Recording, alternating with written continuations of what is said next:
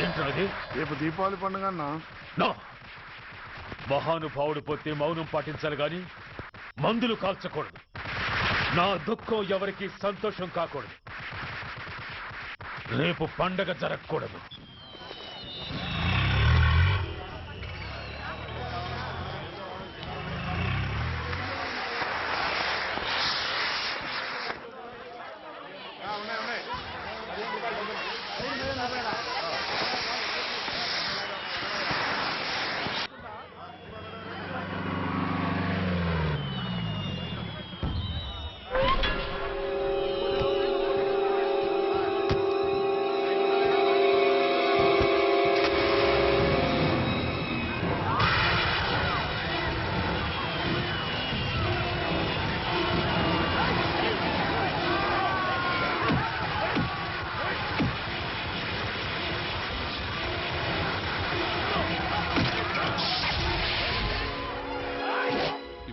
కొంపలు మునిగిపోయాయని firing orders ఇవ్వమంటావయ్యా? అదేంటి sir, ఎంతో మంది అన్యాయంగా బలైపోతున్నారు సార్. ఎంతో ఆస్తి నష్టం జరుగుతోంది. ఇంతకంటే కారణం ఏం కావాలి సార్? అంతేనంటావా? Yes sir.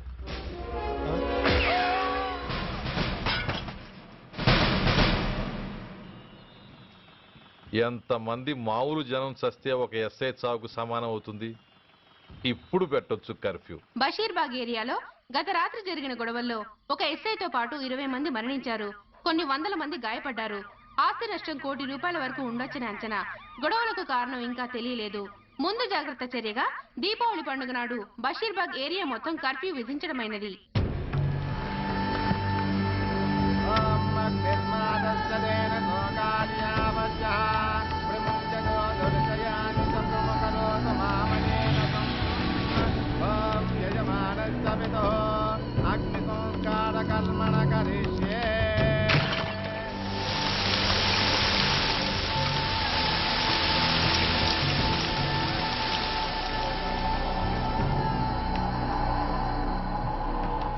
ఆగు.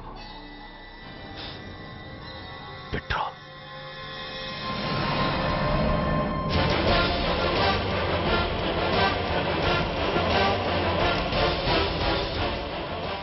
ఆగిపోయావే, అంటించు.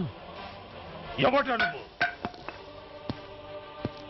కాలికి బూటు, ఒంటికి కాకి, నడుముకి బెల్టు, నెత్తిన సింహాలతో రొమ్ము విరుచుకు నిలబడేవాడెవడో తెలీదా? పోలీస్. శవాన్ని తగలబెట్టాల్సింది ఊరి చివరనున్న శ్మశానంలో కానీ ఊరి మధ్యన కాదు. ఆయన ఎవరో తెలుసా మాట్లాడుతున్నావా? తెలుసురా, ఓ గూండా, ఓ స్మగ్లర్, ఒకప్పుడు మత కల్లోలాలు సృష్టించి ఈ సిటీని శ్మశానంగా మార్చిన నంబర్ 1 క్రిమినల్. ఆపరా. ఇలాంటి ఉడతరపులకి భయపడేవాడినే అయితే అసలు మీ ముందుకు వచ్చుండేవాడినే కాదు. కాకి బట్టలు కట్టి నీ ఇంట్లో పాకీ పని చేసే మా డిపార్ట్మెంట్ వాళ్ళ కోవలో నన్ను కలపకు. ఐఎమ్ ఏసీపీ సూర్య. ఈ 3 సింహాల వెనుకున్న 4వ సింహాన్ని. మైండెడ్. అయినా ఎవడ్రా వీడు?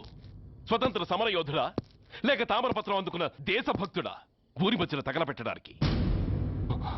పాకిస్తాన్తో పోరాడి గుళ్లకు గుండెలిచ్చిన వీరులే కన్నవాళ్ల కట్టుకున్న వాళ్ల చూపులు కూడా దక్కకుండా మంచుకొండలో మిగిలిపోయి ఉమ్మడి సంస్కారాల్లో పోయారా? వాళ్ళకన్నా గొప్పవాడా నీ బాబు? గుండె మీద కాల్పించుకుని జాతికి ప్రాణాలిచ్చిన గాంధీ మహాత్ముని కూడా ఊరి చివరే సంస్కరించారా? ఆఖరికి ఈ హైదరాబాద్ని కట్టించిన హైదర్ని కూడా ఊరి చివరే ఖననం చేశారా? చూడు, చచ్చినవాడు ఎలాంటి వాడైనా శవాన్ని గౌరవించడం సంస్కారం కాబట్టి చెప్తున్నాను. వెంటనే ఈ శవాన్ని ఇక్కడి నుంచి తీసేయండి. సరిగ్గా మీకు 2 నిమిషాలు టైం ఇస్తున్నాను. తీయకపోతే అందులో అనాథ ప్రేతంలా వెళ్లి ఎలక్ట్రిక్ క్రిమేషన్లో బూడిదైపోతాడు. గంగలో కలపడానికి అస్థికలు కూడా మిగలవు. ఆగిపోయావే? నాకు చావంటే భయం లేదురా. నీ అబ్బ మీద నీకు ప్రేముంటే, నిజంగా నువ్వు వాడికే పుట్టుంటే షూట్ చేయి. వాడితో పాటు అందరం పోదాం. కమాన్, నువ్వు షూట్ చేస్తావా, నన్ను వెలిగించమంటావా?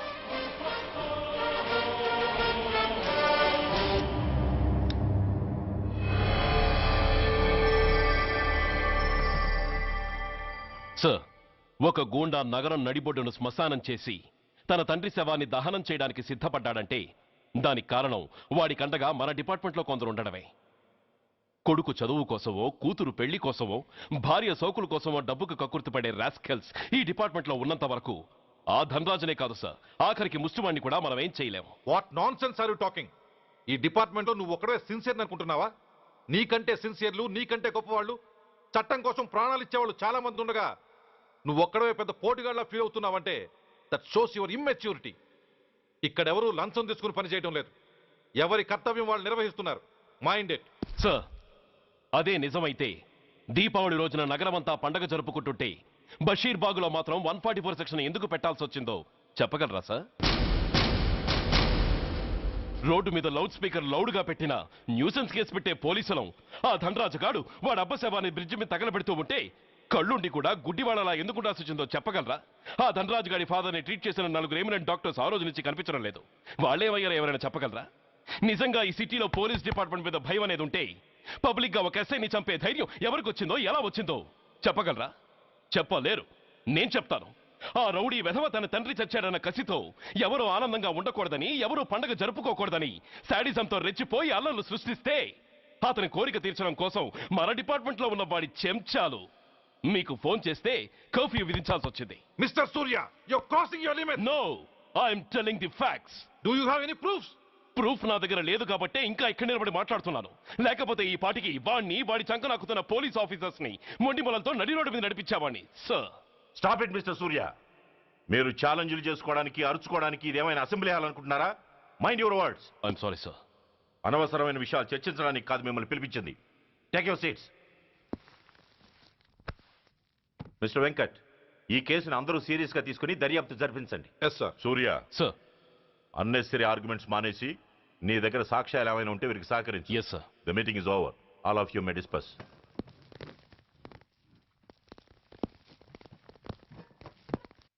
సూర్య, సార్.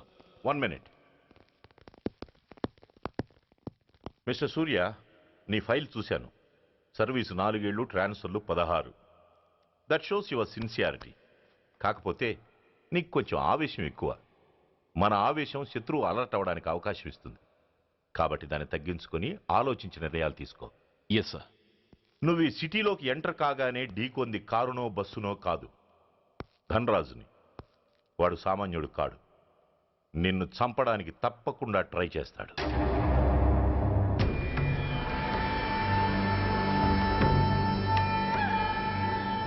భగవా, జీవితంలో ఇంతటి అవమానం ఎప్పుడూ పొందలేదు. ఇదే మొదటిసారి, ఆఖరిసారి కూడా కావాలి. క్షమించండి సార్. రాత్రి నేను అక్కడ ఉండుంటే ఇలా జరుగుండేది కాదు. షబీర్ అన్నా అన్నా, ఒక్కసారి ఆలోచించు.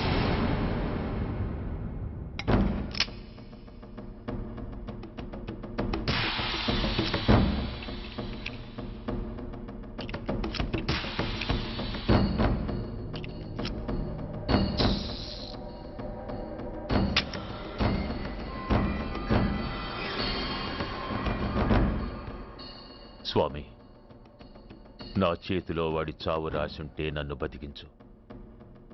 లేకపోతే నన్ను నీలో ఐక్యం చేసుకో.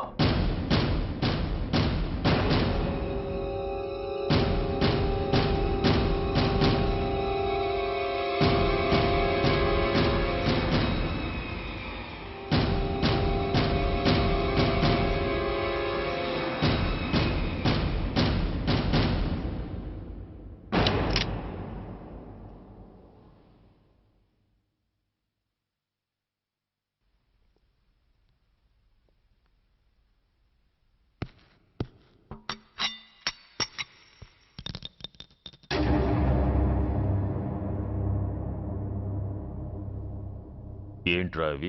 అన్నా, నన్ను క్షమించన్నా. ఒరిజినల్ బుల్లెట్లు తీసేసి నకిలీ పెట్టానన్నా. నేనయ్యా పోయాడు, ఈరోజు నువ్వు కూడా పోతే మాకెవరన్నా దిక్కు. అందుకే అలా చేశాను. నన్ను క్షమించన్నా, నన్ను క్షమించన్నా. అన్నా అన్నా అన్నా అన్నా అన్నా. పైకి లేవరా.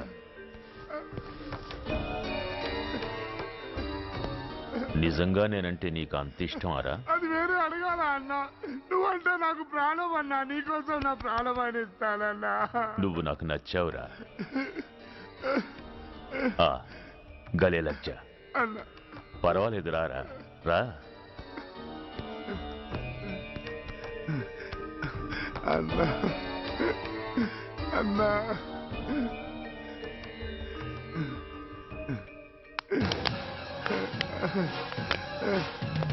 అన్నా అన్నా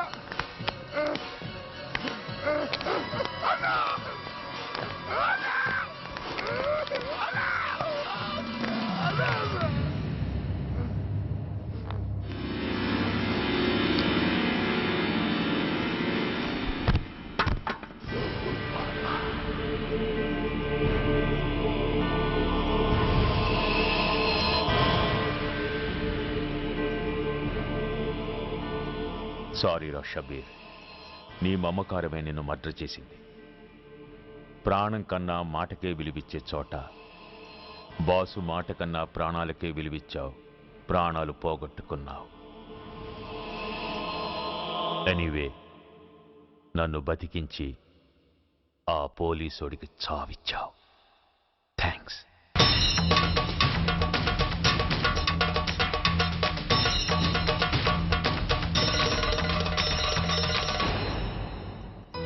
ఆగండి, మర్యాదగా గ్లాస్ ఇస్తారా లేదా? ఇవాళ సండే కదా లక్ష్మి.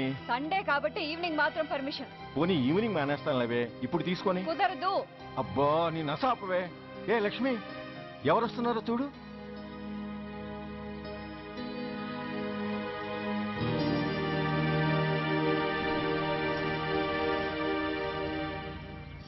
అదేంటి వాళ్ళు వస్తుంటే తలిపేస్తున్నావేంటి? అమ్మా, చెయ్యి ఖాళీ లేదు, పైకెళ్ళండి. మేము అడుక్కునే వాళ్ళం కాదమ్మా, అయిన వాళ్ళం. పండగ పూట వచ్చేవాళ్ళు అయిన వాళ్ళు అవుతారు కానీ పండగ మర్నాడు వచ్చేవాళ్ళు కాదు. అయినా మాకైన వాళ్ళు ఎవరు లేరు. చాలా థ్యాంక్స్ అమ్మా. నేను అనాథనన్న విషయం చెప్పకుండానే చెప్పావు. ఏంట్రా ఏంట్రా అన్నావు? ఉన్నమాటే అన్నాను. అంటే ఊళ్ళో ఉండి కూడా పండగ పూట ఇంటికి రాలేదని కోప్పడితే అంతంత పెద్ద మాటలంటావా?